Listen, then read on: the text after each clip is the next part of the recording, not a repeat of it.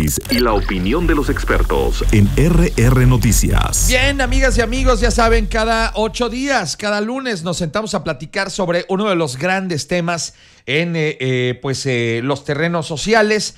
Aquí les hemos venido platicando a lo largo de estos días sobre el tema de la prueba PISA, la prueba que se hace en todos los países que forman parte de la Organización para la Cooperación y el Desarrollo Económicos, y que lamentablemente pues exhibió que en México, en general en todos los países de la OCDE, hubo un retroceso en el tema educativo debido a la pandemia, pero en México la verdad es que los números salieron muy feos.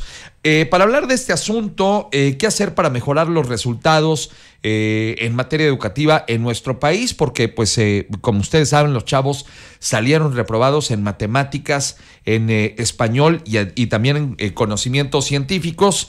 Para hablar de este asunto, saludo con mucho gusto esta mañana a la maestra María del Pilar Puga, directora de Evaluación de la Política Educativa. Maestra, ¿cómo está? Qué gusto saludarla. Buenos días y bienvenida. Muy buenos días, Ángel. Mucho gusto estar con tu auditorio de RR Noticias. Bienvenida y gracias por estar con nosotros esta mañana. La maestra Diana Rubio, la mejor maestra de México en el año 2021. Maestra, ¿cómo estamos? Buenos días y bienvenida. Hola, muy buenos días. Muy bien, muchas gracias. Un saludo a todo tu público y gracias por el espacio. Un gustazazo recibirla esta mañana. También me acompaña, y ya sabes que siempre me da mucho gusto platicar contigo, Carlos Contreras, rector de la Universidad Politécnica de Querétaro. ¿Cómo estás, Carlos? Bienvenido. Hola, muy buenos días a todas, a todos. Mucho gusto en esta muy fría mañana, mi querido Ángeles. De veras que hoy andamos sufriendo. Buenos días también a la maestra Diana y a la maestra Pilar. Y que lo digas, mi querido Carlos. Gracias por estar con nosotros a los tres. Un gustazo recibirles. Y bueno, pues entremos en materia. ¿Qué le parece, maestra María del Pilar, si hablamos hacemos una introducción sobre, pues obviamente, el cómo se desarrolla esta prueba? En realidad, ¿qué es lo que mide la prueba PISA? Bien, la prueba PISA, como bien mencionabas, Ángel, la organiza la OCDE con los países miembros. Desde el 2000 fue la primera aplicación, siempre en estas tres áreas: matemáticas, lecturas y ciencias, y es cada 3 años, y cada 3 años hace énfasis en una de estas áreas, iniciando con lectura, después matemáticas y posteriormente ciencias. En el año 2022, que son los resultados de los que estás hablando, el énfasis fue en matemáticas. También fue en matemáticas en el 2003 y en el 2012. Uh-huh. Se aplica a alumnos de 15 años que estén estudiando.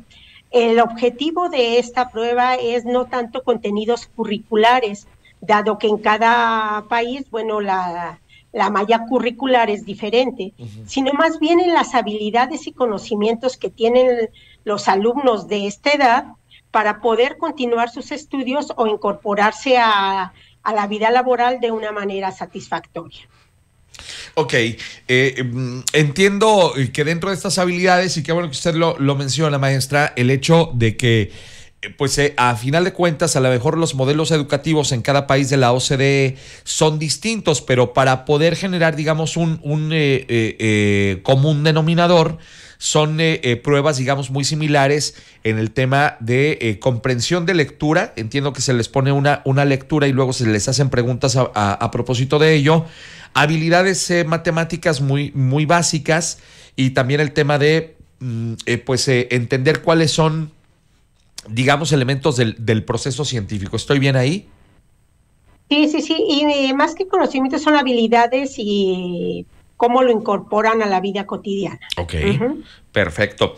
Y bueno, lamentablemente, ahora voy con usted, maestra Diana, el hecho de que esta prueba realizada en 2022 demuestra, decía la persona que presentó los resultados del estudio la semana pasada, decía que lamentablemente ellos ven que ha habido un retroceso educativo en todo el planeta, o por lo menos en las naciones que forman parte de la OCDE, en el sentido de que se nota que hubo un retroceso a propósito de la pandemia, y eso nos lleva también a evaluar estos procesos educativos que se hicieron de manera a distancia, que tal vez habría que pulirlos porque seguramente en algún futuro podríamos volver a utilizar estos métodos y que la verdad es que no fueron los adecuados, maestra. Buenos días. Sí, haces una pregunta bastante interesante. Si bien los resultados pueden deberse a la pandemia, porque esto fue un fenómeno global, yo considero que muchos de estos resultados ya venían bajando desde antes. Sí.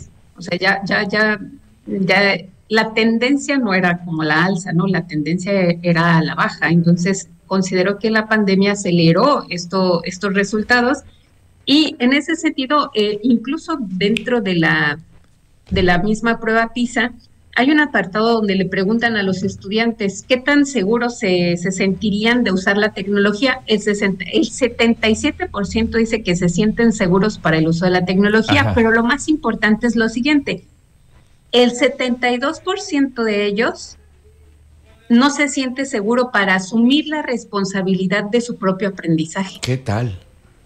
O sea, ahí está lo relevante.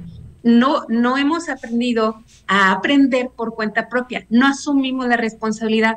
Creo que estos resultados son un resultado muy complejo que se debe a muchos factores, pero qué importante pensar en que un futuro se pudiera utilizar estos mismos procesos educativos que tú señalas, pero qué importante que el estudiante no se sienta lo suficientemente responsable para asumir su aprendizaje. Esto nos lleva a pensar ¿qué está pasando del otro lado? ¿Cómo está viviendo el estudiante el proceso de aprendizaje? No solamente eso, sino de qué forma él está generando las estrategias propias para aprender por cuenta propia, que finalmente ese es uno de los objetivos de la educación. Ahora, con los grandes cambios que hay asociados a la cuarta revolución industrial, y de eso nos hablará con mucho más detalle Carlos, aprender a aprender es una de las habilidades más valiosas para hacerlo durante toda la vida, asociado a los grandes cambios que hay con la tecnología.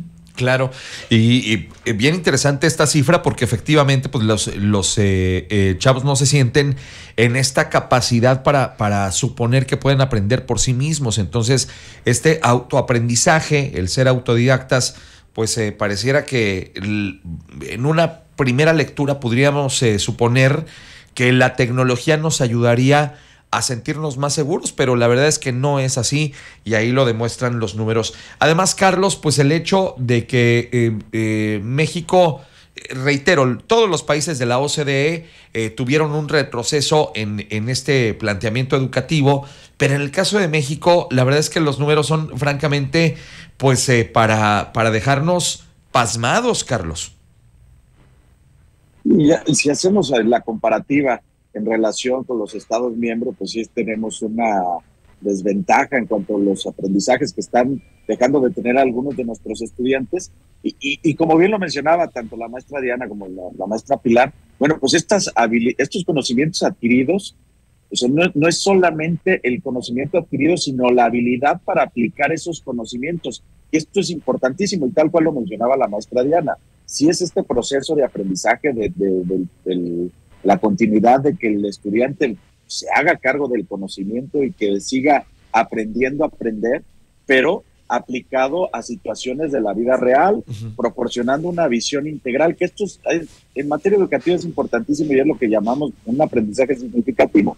Cuando le encuentras la utilidad al conocimiento que te están dando en el aula, pues realmente aquí siembras la semilla del más conocimiento. Que, insisto, esto también, si bien es cierto, es consecuencia de la pandemia, pues es una cuestión multifactorial que nos implica muchos desafíos. No solamente es la pandemia, esto vino a agravar la situación, pero creo que hay muchas áreas de oportunidad que se pueden ir haciendo y que, bueno, al menos acá en Querétaro veo que se empiezan a trabajar.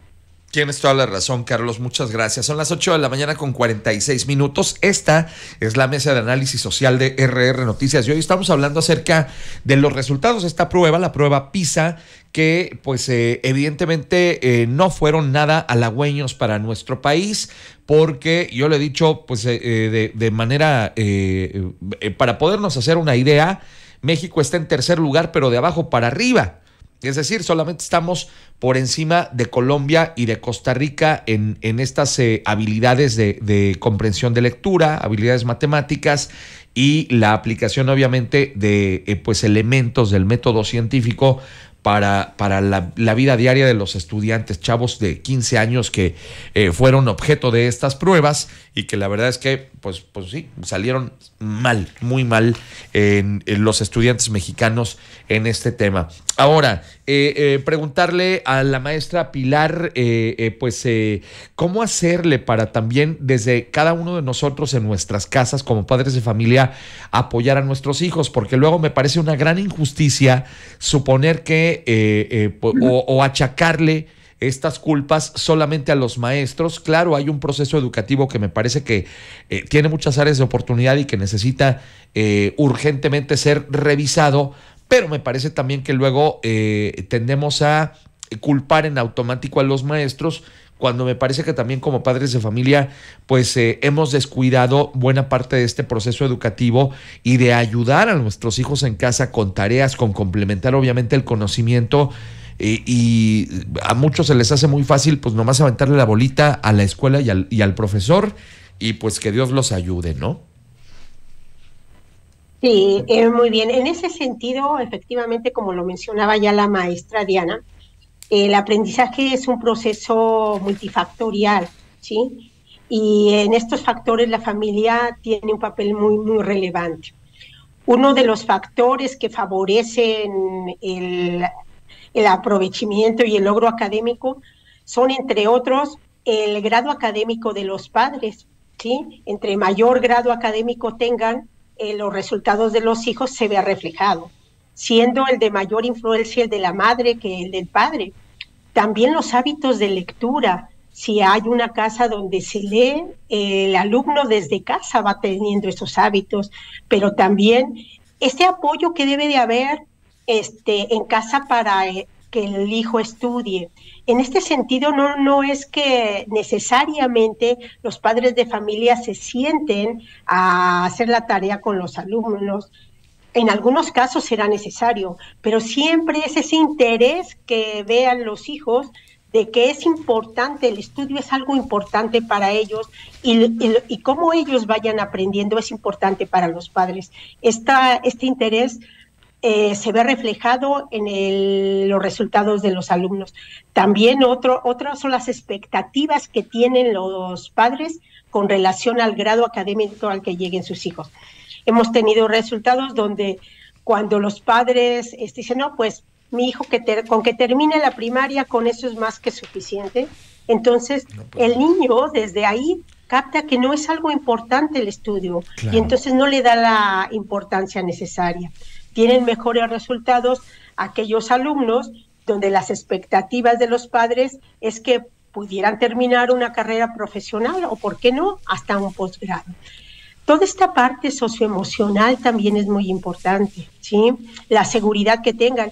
Bien mencionaba ya la maestra Diana cómo ellos no se sienten con la seguridad de asumir una responsabilidad. Y eso viene también desde casa, ¿no? ¿Qué tanto le doy la seguridad al hijo de que es capaz de lograr cosas?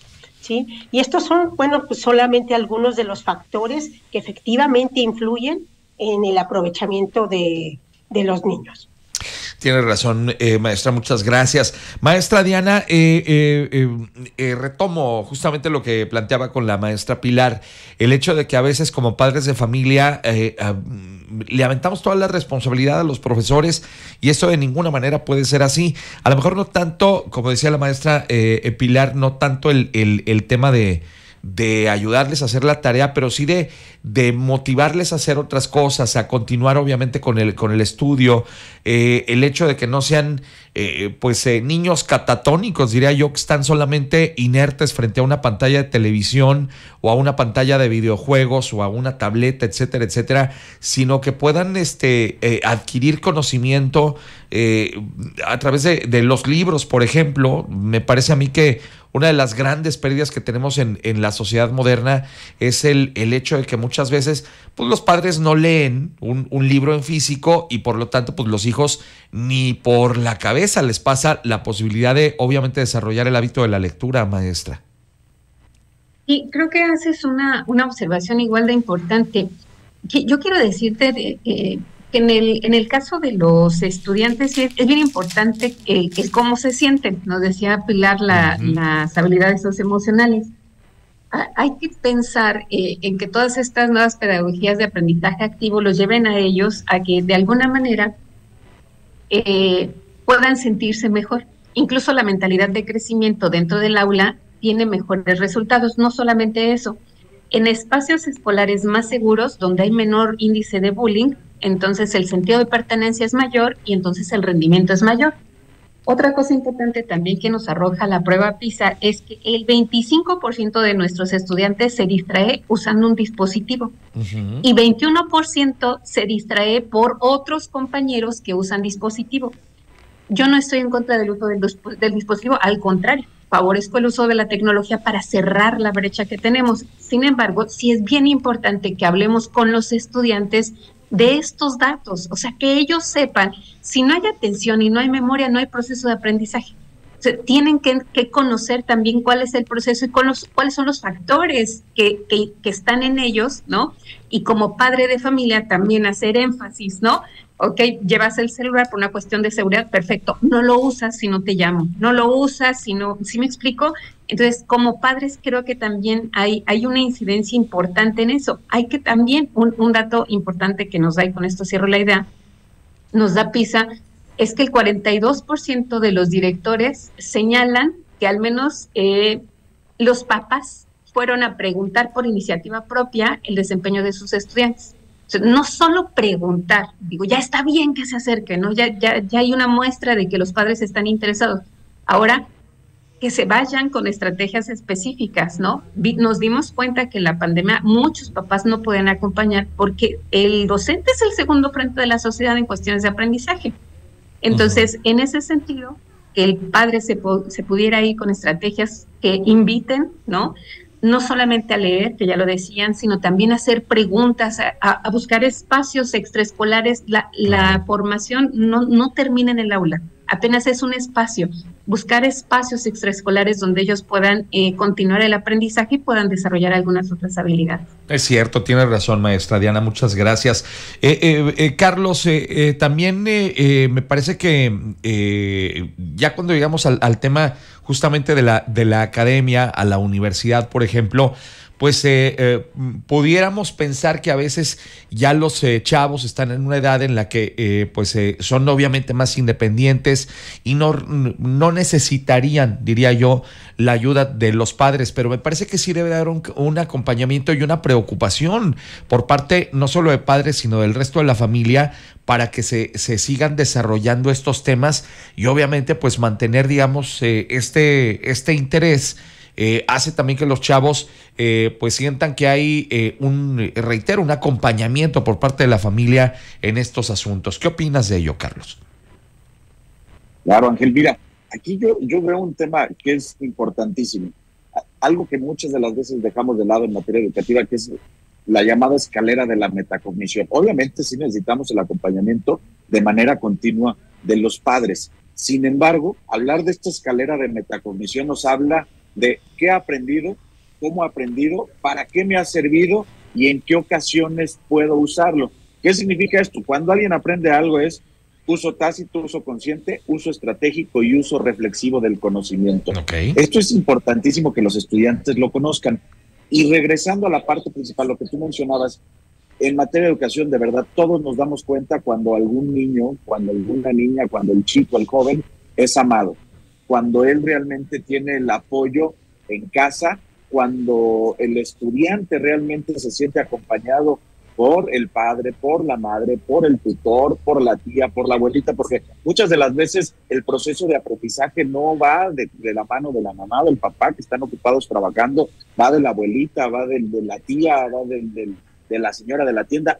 Y entonces, cuando el estudiante tiene este soporte real, empieza a reducir estas brechas en el proceso del aprendizaje, porque ya hay alguien con quien se siente seguro de tener este cuestionamiento y el acompañamiento para el proceso de aprendizaje. Okay. Y aquí hay algo que también mucho se habla de los resultados en PISA, de los desafíos que tenemos. Yo veo cuestiones, incluso aquí la maestra Diana no nos dejará mentir, que en Querétaro se están haciendo y se están haciendo bien.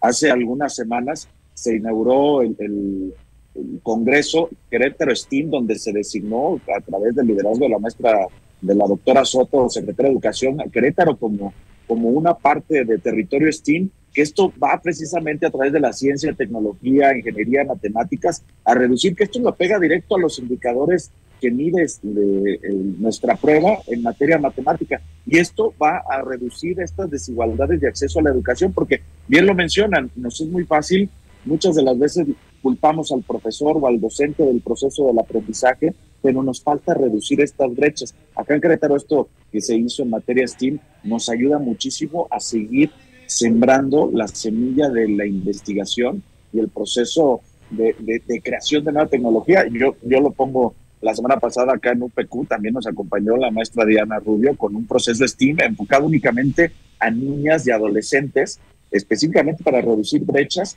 en materia de género, que también es una cuestión que debemos de tener.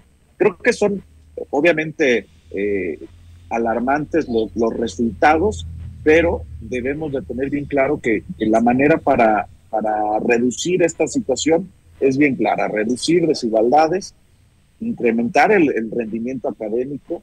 Obviamente el tema lector es importantísimo. Si el estudiante no entiende lo que está leyendo, porque una cosa es saber leer, claro, y otra cosa es entenderlo. Claro. Si no lo entiende, no, de entrada este es el proceso de conocimiento que más va a hacer que no funcione el aprendizaje, porque no está entendiendo nada de lo que está leyendo. Y obviamente también, como lo hemos hecho acá, pues seguir fortaleciendo el tema docente de los profesores y los incentivos socioeconómicos y culturales. Eso es importantísimo. Las becas para que ayuden a que el estudiante solamente se dedique a estudiar y no esté pensando en otras cuestiones distintas.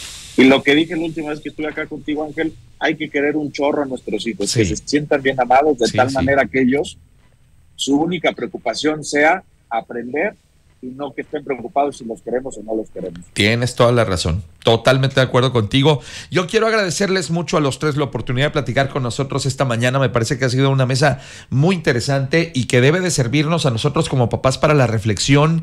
Son días ya este final de año en los que ya nos estamos preparando, por ejemplo, para las vacaciones, y que me parece también que muchos papás en automático dicen, bueno, pues ya fuera escuela, fuera libros, guarden todo en el closet y nos vemos hasta principios de enero. Yo creo que no, que tiene que haber también, así como hay un momento para el esparcimiento, para disfrutar de estas fiestas, para estar con nuestros amigos, para disfrutar de las posadas, de la familia, etcétera, etcétera, también un momentito para que los niños sigan obviamente aprendiendo desde casa. Yo reitero, nosotros como papás tenemos que poner el ejemplo también, o sea, si, y de verdad no saben cómo hago énfasis en ello, el hecho de que a ti como papá, a ti como mamá, a ti como abuelo te vean sentarte una tarde, tomar un libro y pues obviamente leerlo, eso les genera un interés excepcional. En vez de tenerlos como niños catatónicos frente a una pantalla de televisión o de un videojuego o una tableta o un celular, que puedan adquirir conocimiento y desarrollar el hábito de la lectura, será francamente un cambio increíble en sus vidas. Ojalá que lo podamos hacer durante esta temporada, que hagamos nosotros como papás el hábito y que lo hagamos también para nuestros hijos. Agradecerles mucho a los tres la oportunidad de platicar con nosotros esta mañana. Maestra Pilar Puga Tobar, directora de Evaluación de la Política Educativa, qué gustazo recibirla y esta es su casa. Muchas gracias. Gracias por estar con nosotros. La maestra Diana Rubio, la mejor maestra de México en el año 2021, una mujer dedicada y comprometida con sus alumnos y con la labor escolar. Gracias, maestra, por estar aquí. Un placer, excelente día para todos. Qué gusto recibirla. El rector de la Universidad Pedagógica, la Universidad Politécnica en Querétaro, Carlos Contreras. Gracias, Carlos, por estar con nosotros esta mañana. Muchísimas gracias, mi querido Ángel, y a los chivermanos se viene Tigres campeón, ¿eh? Híjole, ya ni me digas, no me toquen ese vals porque me vuelvo a acordar y vuelvo a llorar. Mi querido Carlos, un abrazote a los tres, gracias por estar con nosotros y que sea una semana muy productiva la que estamos arrancando el día de hoy. Son las 9 de la mañana con 1 minuto, vamos a hacer una pausa, regreso enseguida contigo.